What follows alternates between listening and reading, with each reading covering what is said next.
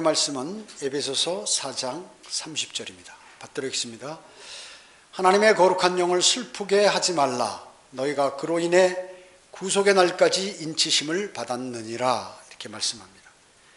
오늘 말씀 제목은 성령님을 슬프시게 하지 말라입니다. 성령님을 슬프시게 하지 말라입니다. 성령님은 믿는 사람들 안에 내주하시죠. 그래서 그리스도인을 인도하시기 위하여 아버지와 아들 하나님에 의해서 이 성령님께서 보내심을 받은 거죠. 즉 아버지 하나님, 아들 하나님께서 이 성령님을 여러분에게 보내주신 거예요. 그래서 그분이 여러분 안에 들어와 계십니다.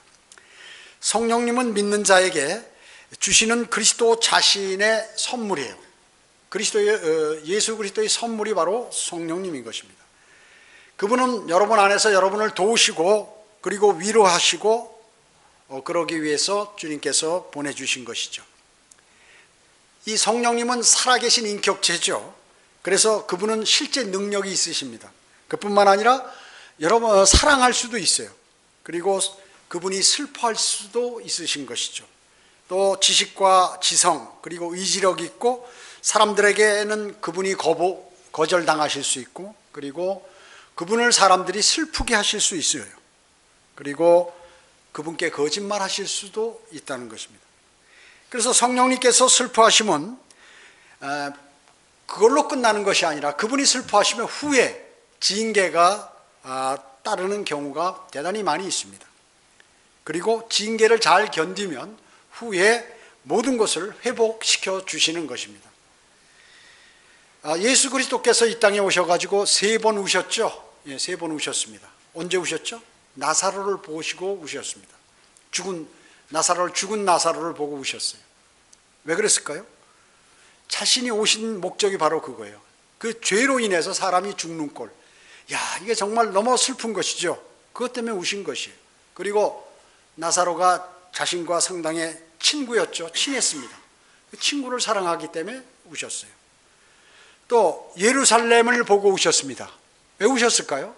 예루살렘은 주님을 거부하고 우상을 섬기고 그렇게 했기 때문에 그러시죠. 그들에게 돌아온 것이 뭐예요?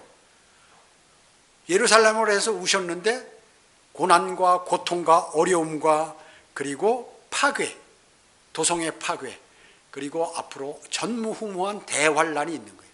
그래서 주님이 우시면은 그 다음에 이런 징계나 심판이 있는 것입니다. 그리고 이제 그 후에 이스라엘은 전부 주님을 영접하게 되죠. 영접하게 되는 것입니다. 그래서 그 결과로 인해서 십자가에 달리심으로 인해서 어떻게 됐어요? 죄를 제거해 주셨죠. 주님은 겟세마네에서 또 우셨습니다. 왜 우셨나요? 역시 마찬가지로 자신이 부활하지 못하면 큰일 나는 거예요. 그런데 기도에 응답하셨죠.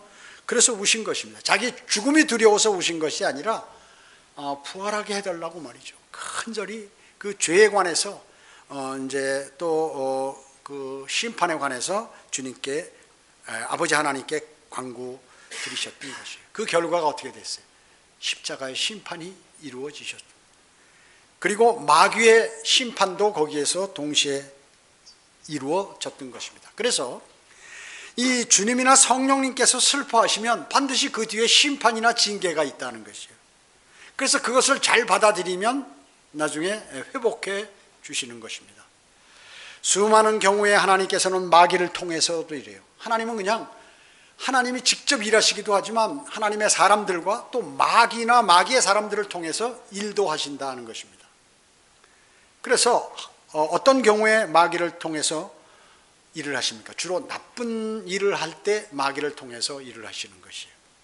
하나님의 일을 흉보거나 깎아내릴 때 이렇게 하는 것이죠. 또 하나님의 말씀을 변개시킬 때 마귀를 통해서 마귀가 성령 변개자에게 너 이렇게 바꿔라 해서 이렇게 일을 하시는 거예요. 또 육신적으로 오만할 때 이렇게 마귀를 통해서 일을 하십니다. 또 사람이 하나님의 말씀에 불순종하고 하나님에 관한 믿음이 없고 멋대로 행동할 때, 또 경박한 언행을 할 때, 말을 아무렇게나 하고 행동을 아무렇게나, 하나님의 사람이 그렇게 행동할 때 마귀를 통해서 일하신다 그 얘기죠. 그리고 돈, 명예, 사랑에 빠져 있을 때, 그래서 너무나 이런 것들 하나님보다는 더 사랑하는 그런 것에 관해서 있을 때 마귀를 통해서 일을 하시게 됩니다. 예를 들어서 역대상 21장 1절에 보면 다윗이 사탄을 충동질했다고 얘기합니다. 그래서 수를 계산하도록, 병력의 수를 계산하도록 만들어서 숫자를 세보도록 해가지고 하나님의 징계를 받도록 그렇게 하시잖아요. 그런데 사무엘하 24장 1절에 보면 주님께서 또 같은 내용인데 다윗을 움직여서 이스라엘을 계수하도록 그렇게 하셨다고, 또 이스라엘과 유다를 계수하도록 그렇게 하셨다고 말씀하는 거예요. 그럼 사람들이 생각할 때, 야, 이거 사탄이 계수하도록 하신 거야, 하나님이 계수하도록 하신 거야, 이렇게 혼돈하겠죠? 예, 하나님께서, 종국에는 하나님께서 계수하도록 하신 것인데 그것을 누구에게 시켰느냐? 사탄에게 시킨 것이에요. 사탄에게. 왜? 주님을 신뢰하지 않고 자기 병력 수를 신뢰하는 마음을 가졌기 때문에 징계를 하셔야 되는데 하나님께서 직접 하시기보다는 사탄을 통해서 그 일을 진행하도록 하시는 것이에요. 하나님께서 허락하신 것이죠. 로마서 13장 1절에 보면 모든 권세는 하나님께서 정하신 것이라. 세상 권세든 마귀의 권세든 모든 권세, 세상에 있는 모든 권세는 누가 정했다고요? 하나님께서 정하신 것입니다. 욥기 1장과 2장에 보면은 그 장면이 나오지 않습니까? 하나님, 사탄도 셋째 하늘에 올라와서 하나님 앞에 쓰는 것이에요. 쓰는 것이죠. 그래서 하나님께 사탄이 고소하니까, 그래 한번 욥을 유해해 보라고 말이죠. 유해 받느냐? 주님께서, 하나님께서 잘 해주시니까, 또 선하게 해주시고 잘 살게 하고 편하게 해주시니까 그런 것인데, 그런 걸 한번 뺏어 보시라고 한번 이렇게 하잖아요. 이제 그럼 그렇게 하라 하고 허락합니다. 하나님께서 허락하시는 것이.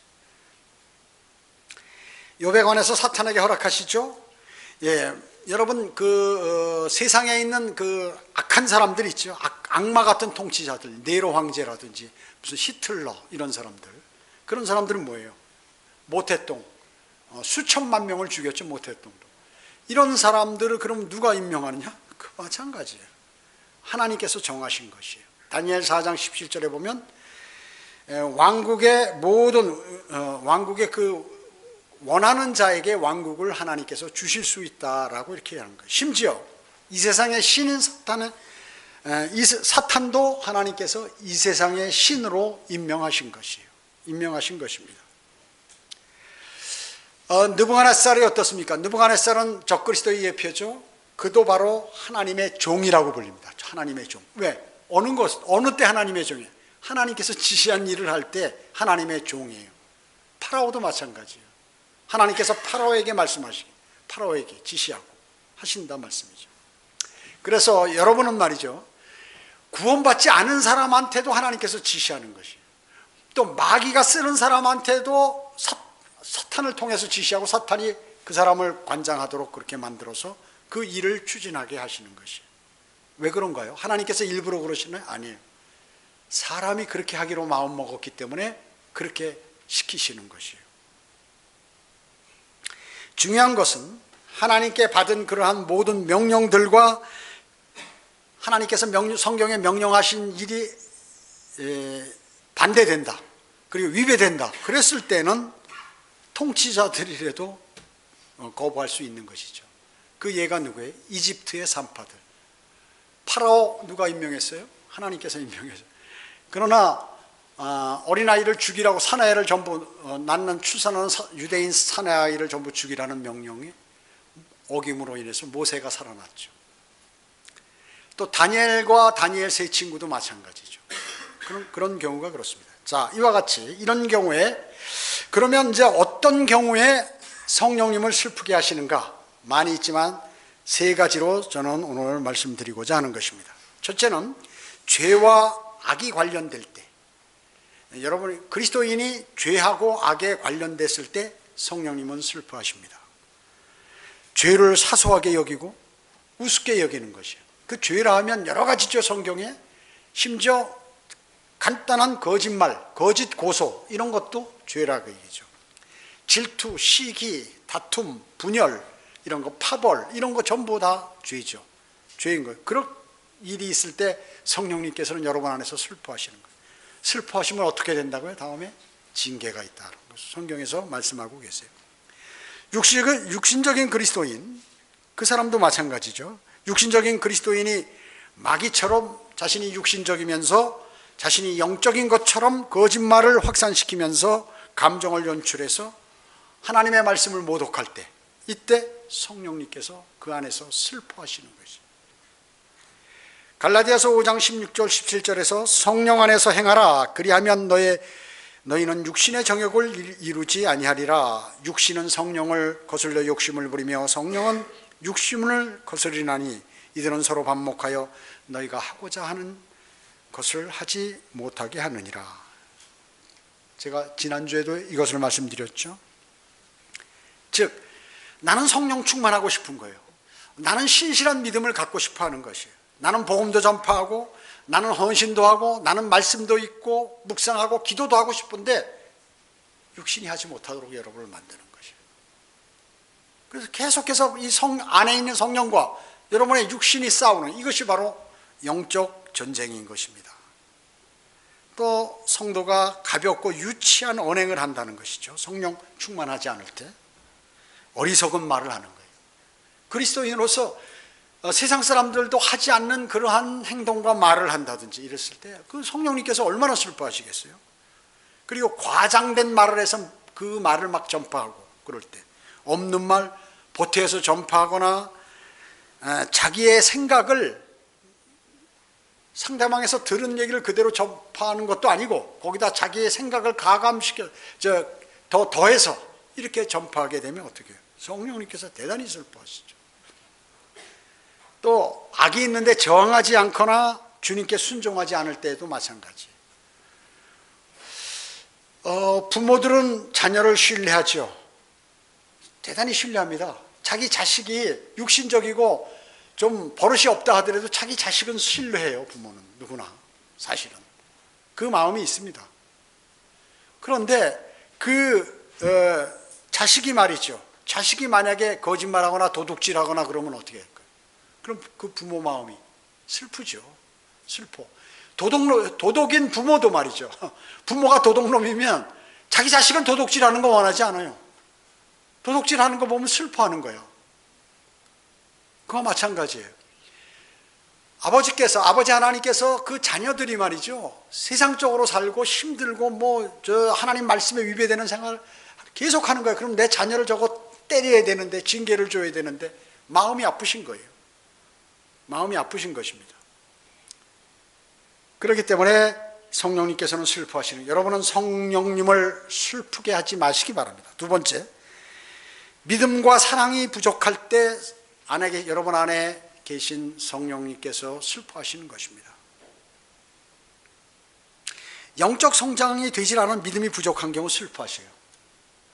여러분의 자녀가 말이죠, 이게 10살이 되고 20살이 되고 30살이 장가갈 나이가 다 되고 했는데도 계속 어린아이 같으면 말이죠, 부모는 괴로운 거예요.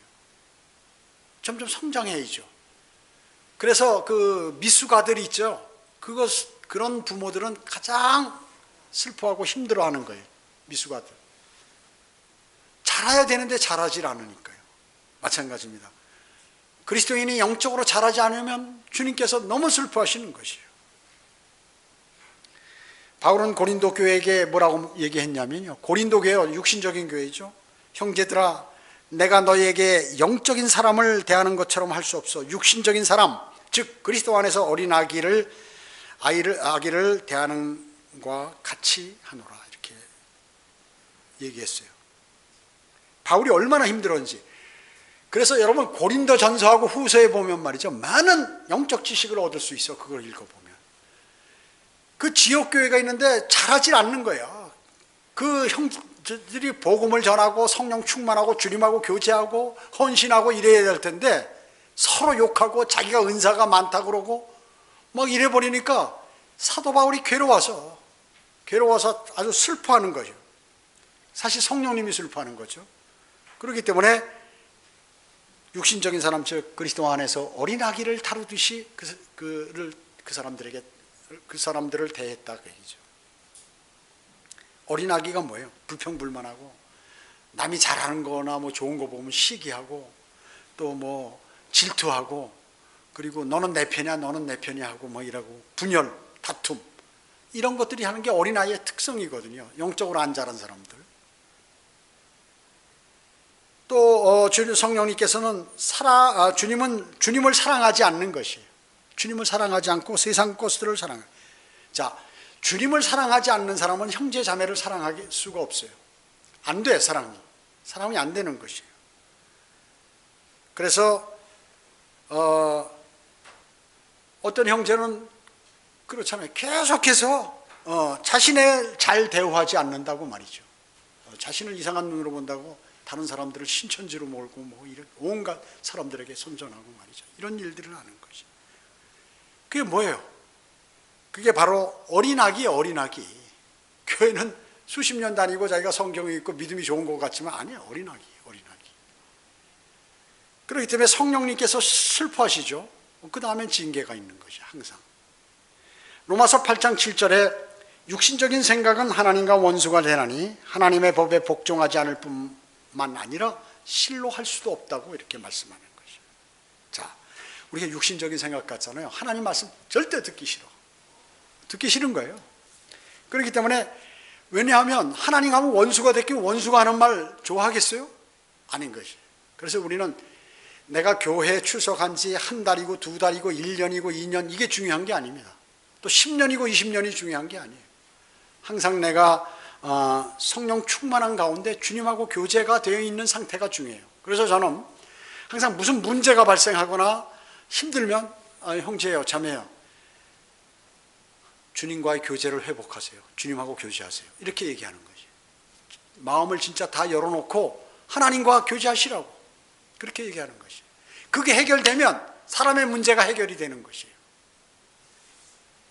그게 해결되면 미워진 사람이 미워지지가 않는 것이에요. 그게 해결되지 않았기 때문에 문제가 발생하게 되는 것입니다. 주님께 대한 그러한 믿음과 사랑이 부족할 때 어찌 기도로 교제가 되겠어요? 복음의 열정도 가질 수 없게 되는 것입니다. 주님과 교제하지 않는 것, 즉 기도드리지 않는 것은 자신이 현재 육신적인 상태에 있다 하는 것을 나타내는 것입니다. 그렇기 때문에 그렇게 되면 쓸데없는 데 관심을 그리스도인이 많이 갖게 되죠. 다른 방면으로. 그러기에 육신적인 행동을 하게 되는 것이에요.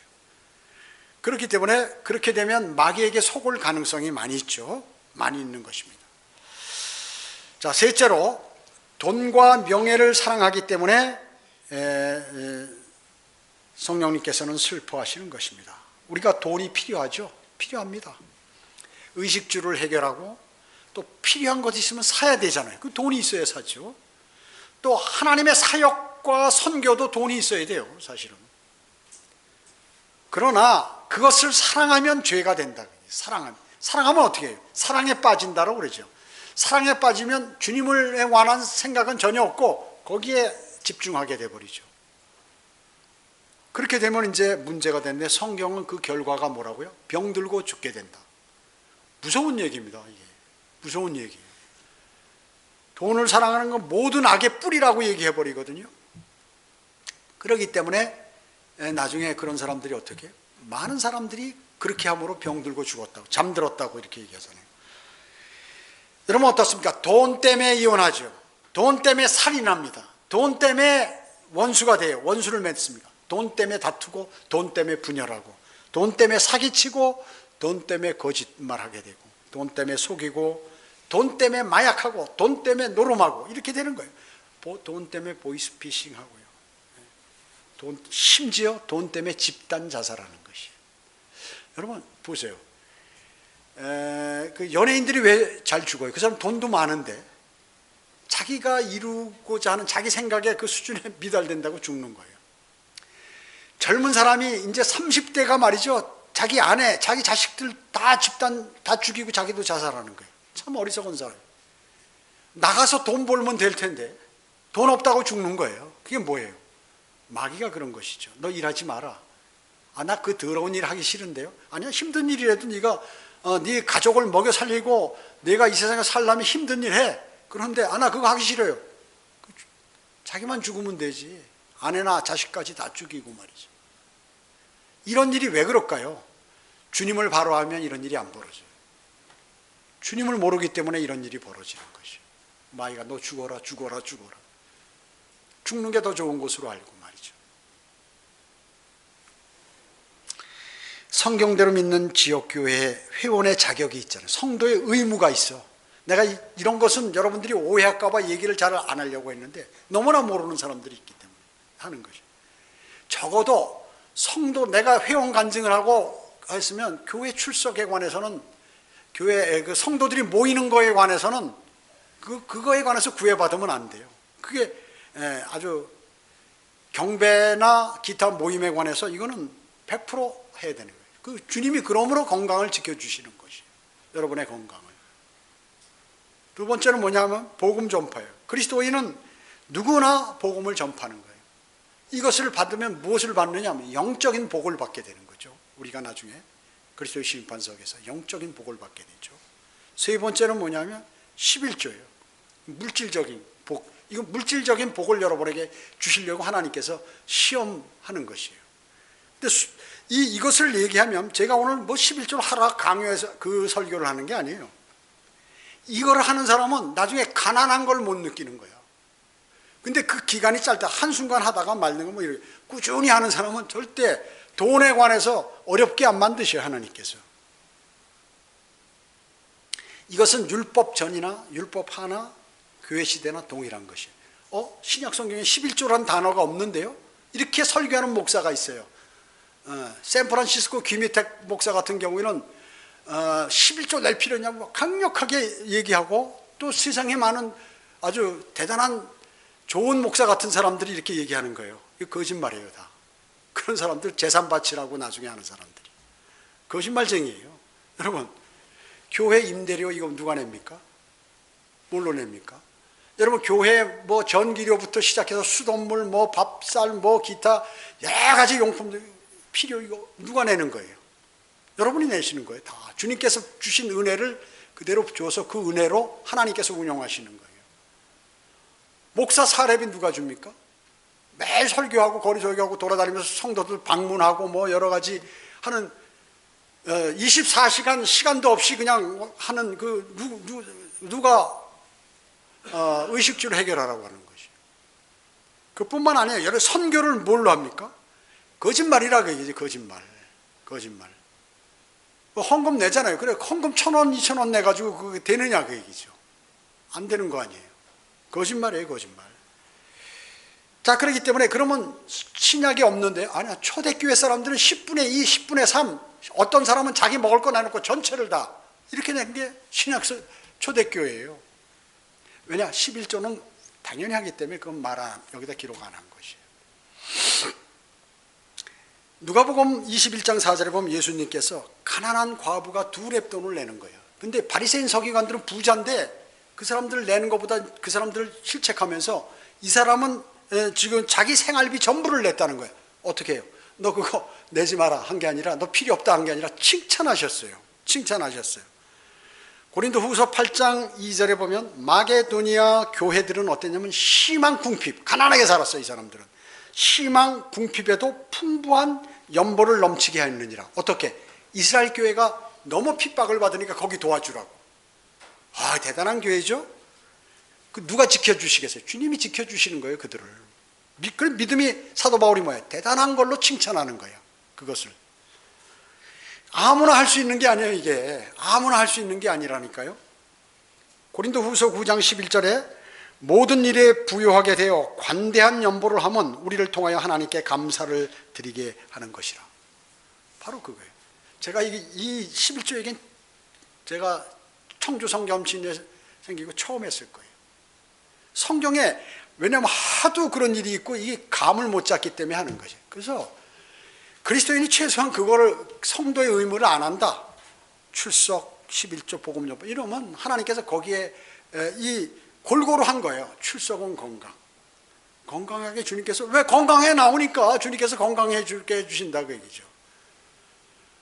자기 생에 그 11조 내는 게 세상 사람들은 어려워서 못해요. 그거 돈이 아까워서. 그렇기 때문에 물질에서 떠났다는 거거든요. 주님을 사랑하기 때문에. 그러니까 책임져 주시는 거야. 물질적인 복을 주시는 거야. 근데 복음 전파는 뭐야? 여러 가지 고난과 어려움들이 있어도 하는 거야. 그리고 영적인 복을 또 나중에 풍성한 보답으로 허락하시는 것이에요. 그래서 가장 좋은 것들이 이것이 성도의 의무고 회원의 의무예요. 이거 안 하면 회원 자격 없는 거예요. 그런데 어리석게 쓸데없는 이 성경도 모르는 목사들이 일반 교회는 어때요? 11조 내고 감사헌금 내고 무슨 구역예배 헌금 또 월정 헌금 해가지고 도장 찍고 말이죠. 이런 거 하지 말라는 거죠. 추가로 일반 제도권 교회 믿음 좋은 사람들은요 엄청 걷어냅니다. 11조 말고도 하나님께 그러니까 헌금을 창피하게 만들고 더럽게 만드는 거예요. 일반 교회 목사들이 더럽게 만드. 이게 하나님 거라고 그래요. 하나님 거라고요. 그래서 하나님의 일을 하는데 하나님께서 사용하고 일하는 사람들을 먹이고 하는 그런 거에 사용한 계속해서 이거는 하나님의 백성들이 그대로 했던 것들이에요. 그렇기 때문에 성도의 그러한 의무를 제대로 하지 않으므로 성령님께서 슬퍼하시는 거예요. 슬퍼하시는 거예요. 아, 이제 뭐가 뭔지 모르네 하면서 슬퍼하시죠. 슬퍼하시고 그 뒤에 뭐예요? 징계가 따른다는 것이죠. 가정과 직장, 교회에서 어떻습니까? 나는 가정과 직장 모든 곳에서 막 분노한다. 성도가 분노를 하면 안 돼. 그리스도인은 화는 낼 수 있지만 말이죠, 그 순간 그걸 잃어버리고 바로 그 문제에 관해서 해결하고 잊어버리고 또 잘못했으면 사과하고 이렇게 하는 것인데, 사람이 화를 내면 어떻게 되나요? 육신적으로 돌아가게 되죠. 분개, 분노, 고함 이런 것들, 불안, 이런 그리스도인의 삶을 살지 않을 때 이런 일이 벌어지는 것이에요. 그리스도인의 삶을 살지 않을 때 성령님께서 하신 일을 깎아내리거나 무시할 때 성령님께서는 대단히 슬퍼하시는 것입니다. 또 염려를 너무 많이 하는 거예요. 사람이 걱정 많이 하고 염려를 많이 하고 이렇게 하면 성령님께서 내가 나한테 의탁하면 내가 도와줄 텐데 자기가 다 할 것처럼 염려하고 있는 것이죠. 의탁하지 않는 거예요. 주님을 신뢰하지 않는 거예요. 성령님께서 여러분 안에서 대단히 슬퍼하시는 거예요. 우시는 거예요. 예수 그리스도께서 우신 폼을 보였죠. 우리에게 다 왜 우셨는가를. 또 주님을 찬양하고 주님께서 나에게 찬양을 하는 게 뭐예요? 감사한 일이 많기 때문에 찬양하는 거예요. 주님께서 여러분에게 해주신 게 너무 많으니까 감사하니까 입에서 찬양이 나오는 거야. 기분 좋으면 흥얼흥얼 노래가 나오잖아요. 마찬가지. 주님에게 나를 구원해 주신 게 감사하면 주 십자가 하면서 말이죠, 막 기분이 좋아요. 막 발걸음도 가볍고 움직이게 돼 있어요, 사람이요. 주님을 찬양하지 않으면 성령님은 슬퍼하시는 것입니다. 여러분 어떻습니까? 모든 진리죠. 성경의 진리, 세상의 진리는 성경으로부터 다 나왔다. 근데 인간들이 변개시켰다. 성경은 뭐라고? 심은 대로 걷는다는 거예요. 심은 대로. 육신을 심으면 육신의 열매가 나고 성령을 심으면 성령의 열매가 나오는 것이에요. 그렇기 때문에 심은 대로 걷는 것입니다. 모든 책임은 누구? 나에게 있다는 것이죠. 나에게 있다는 것이죠. 성령 충만해서 성령의 열매를 내야 됩니다. 그리스도인이라면 최소한 성령의 열매를 내시는 그리스도인 아니에요. 세상 교회들은 그냥 교회 출석만 합니다. 그러나 성령대로 믿는 침례교회, 성령대로 믿는 사람들이라면 최소한 성령의 열매를 내야 돼요. 성령의 열매를. 성령의 열매가 있어야 또 복음도 전하게 되고 다 그런 것이죠. 포함되는 것이죠. 그래서 성령 충만해서 성령의 열매를 내므로써 우리 안에 계신 성령님이 기쁘잖아요. 그러면 여러분 어떻게 해요? 막 도와주시겠죠. 여러분의 기도, 여러분 어때? 친구하고 사귈 때 친한 친구가 있으면 부탁 같은 걸 잘 들어주죠. 성령님이 인격이라고 그랬죠? 사람의 생각과 같다는 것이에요. 사람과 같이 슬퍼하시고 기뻐하시고 성령님께 잘 대우해드리면 성령님께서도 좋은 것으로 베풀어 주시고 한다는 거예요. 그 인격을 갖고 계신 것이죠. 성령님을 기쁘게 해주시니까 성령님께서 위로도 많이 해주시고 어려울 때, 그리고 실제 도움도 많이 주시고 돈이 부족하면 돈도 주시고, 돈 좋아하니까 사람들이 돈도 주시고, 내가 몸이 약하면 건강하도록 나를 너 이렇게 건강하려면 이렇게 하라 하고 알려주시고, 또 그렇게 인도하시고, 또 영적으로 부족하면 공부할 때 성경을 읽을 때 알게 해주시고 기쁘게 해주시고 마음의 평안을 주시고, 얼마나 좋아요.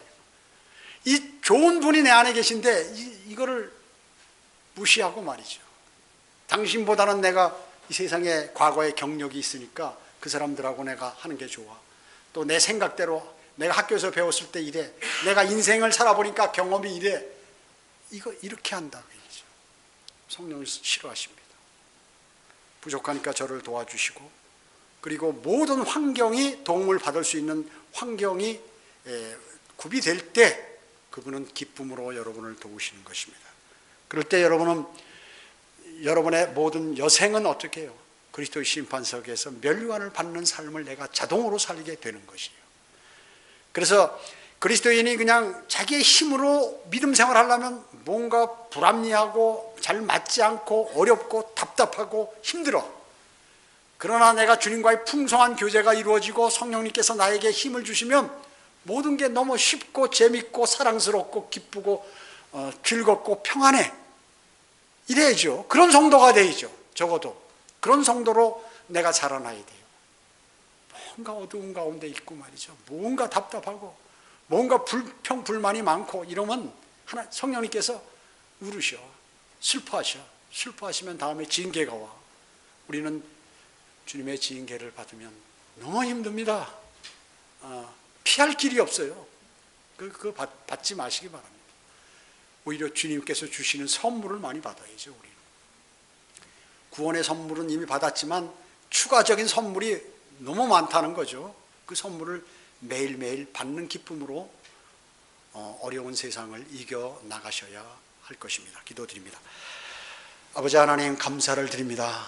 저희는 주님께서 베풀어 주신 은혜를 생각할 때 이루 말할 수 없는 좋은 것들이 있음에도 불구하고 매일 어렵고 내 기준으로 판단하고 세상을 부러워하고 육신의 정욕과 안목의 정욕과 생의 자랑을 부러워하고 함으로써 매일 부족한 삶을 살고 불평불만의 삶을 살고 시기와 질투의 삶을 살고 그리고 분열의 삶을 살고 주님을 진정 사랑하는 마음에 영적인 복을 받지 못함으로 하나님의 말씀 가운데서 주시는 그러한 기쁨을 얻지 못하고 이 세상을 살아갈 때가 있습니다. 주님, 이제 오늘 이후 저희는 모든 것을 버리기를 원합니다. 그리고 주님께서 주시는 그 좋은 것들을 다 받기를 원합니다. 저희는 그렇게 행동하기를 원합니다. 주님께서 저희에게 주시어서 마귀의 집중적인 공략에도 능히 주님 오실 날까지 믿음의 항해를 잘 할 수 있도록 또 순례길을 잘 걸어갈 수 있도록 주님 인도해 주시기 원합니다. 오후 예배와 교제 시간 모두를 주님께 의탁하오며 다시 오셔서 저희를 데려가실 주 예수 그리스도의 이름으로 기도드립니다. 아멘.